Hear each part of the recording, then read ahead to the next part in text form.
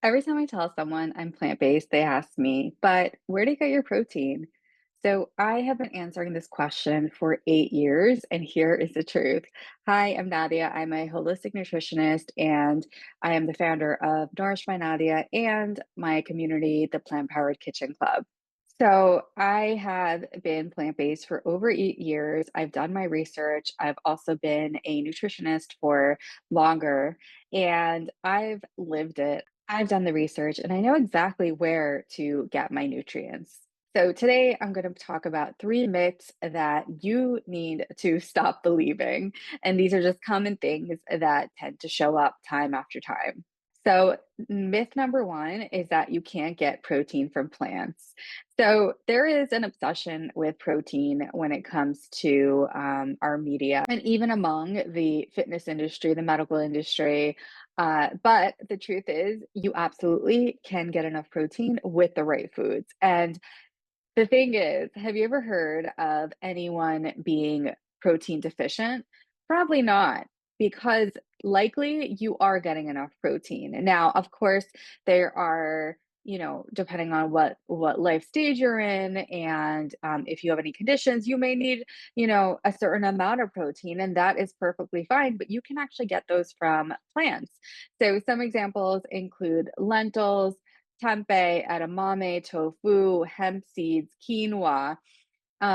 A bowl of, let's say, a cup of lentils actually has about 18 grams of protein in it. So you can easily get enough protein as long as you know what to eat and where to get it from. The real issue isn't necessarily that plants lack protein, it's that people don't really know which plants are high in protein and think that they can only get it from animal sources. So, myth number two that has completely been debunked is that you have to combine proteins at every meal. You may have heard that to get all the amino acids that you need, you have to eat a complete protein. Your body actually is able to process the amino acids to actually make a complete protein. So this was debunked decades ago, but unfortunately, this myth still persists. Basically, you don't need a complete protein at every sitting. Your body is going to pool the amino acids throughout the day. So, the idea is you want to eat a variety of different proteins and foods throughout the day, not at every meal. It's not necessary.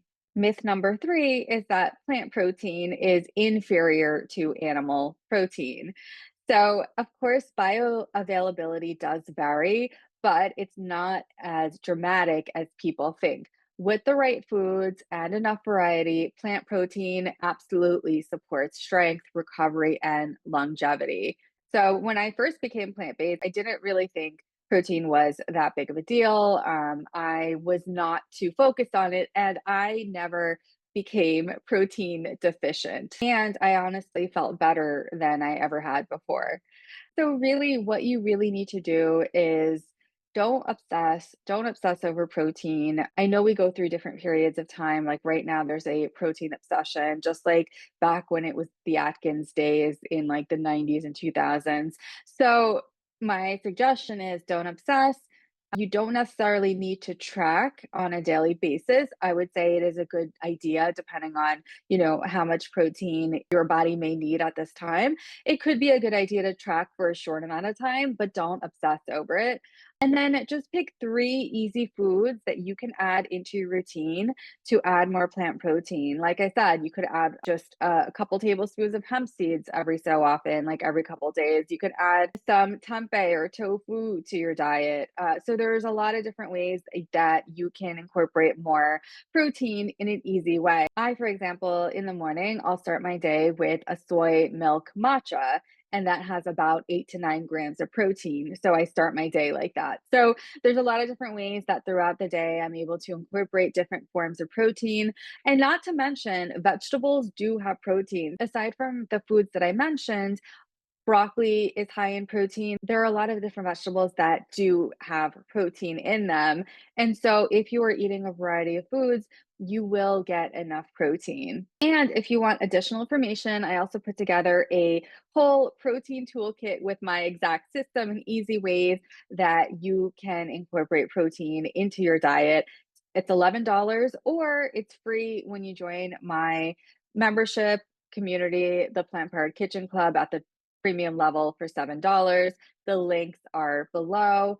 But I hope this was helpful and let me know if you have any questions.